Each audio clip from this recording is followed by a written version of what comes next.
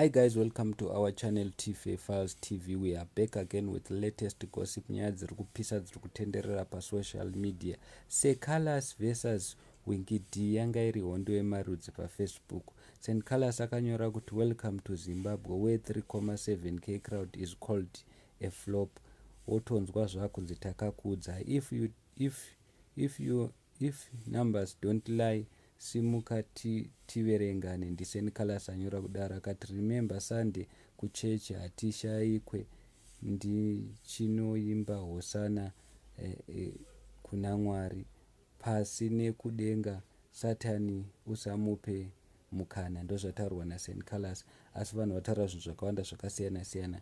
Vamwe vakati Bandit Nation, vamwe mumwe munhu akati zvezera rako yes but uri mwana chete kuna big. Mumwe munhu akati kugona unogona zvisina kana doubt yala but chiregai zvekuverenga nhamba yevanhu hamusi zeki plus mukuru ndiWinky D Gafa.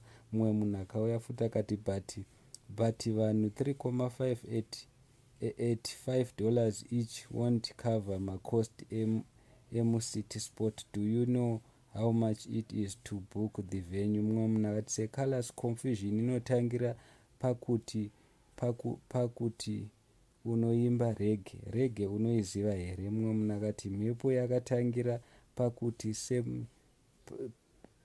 yakatangira pakuita semshona Winky D. Don't even do such a mistake in your career. Calaz respect Gafa. Mumwe munhu akati alright, wakazadza ndiwe uri kurira wakasheka nyika. Mumwe munhu akati don't change the fact yekuti Winky is the best uye hazvireve kuti haugone bosi yala zverevu renyu we salute you. Mumwe munhu akati numbers don't lie, sure you are trying so hard to prove yourself but pana Winky D waita mudoko. Mumwe munhu akauya akati 3.7 is a huge number but caption yenyu inoratidza kuti you felt the heat and you are feeling the heat.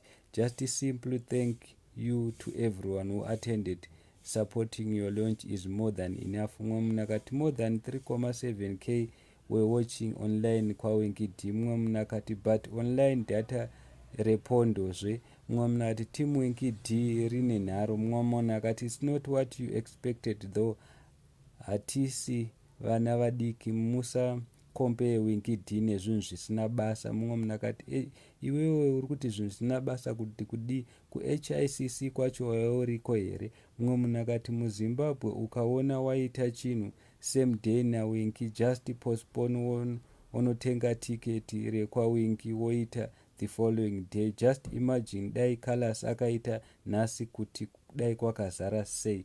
Saka vanhu vataura zvinhu zvakawanda zvakasiyana siyana. Mumwe munhu akati Tinashe mutarisi naye akauya akadedzera kuti you are a very strong individual, unozvimirira, ndo zvandokudira izvozvo. Asi mumwe munhu apindura ati iwe mutarisi nyarara, waya uri kupi kushow? Waya uri kwaWinky D here kana kuti waya uri kwaSt Calaz? So guys, ndoje yanga tauya nayo, yanga irihondo yemarudzi. Vanhu vaita kunonzi kutukana team Winky D na team Calaz. So ndo nyaya iripo guys. Thank you so much. Don't forget to subscribe to our channel. I'm out.